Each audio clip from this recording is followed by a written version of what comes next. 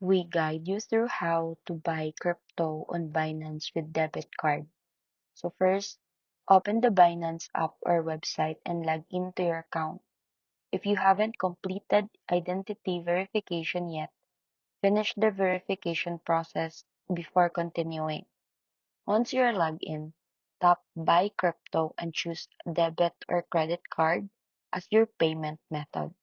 Select the fiat currency you want to pay with, then enter the amount you wish to spend. Next, choose the cryptocurrency you want to buy, such as Bitcoin, Ethereum, or USDT, and tap Continue. If this is your first purchase, add your debit card details, including the card number, expiration date, CVV, and the billing information.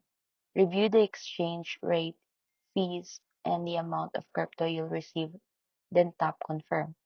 Complete any security verification required by your bank, such as one-time password or biometric authentication. After the payment is approved, Binance will process your order and your cryptocurrency will be credited to your spot wallet, usually within a few minutes.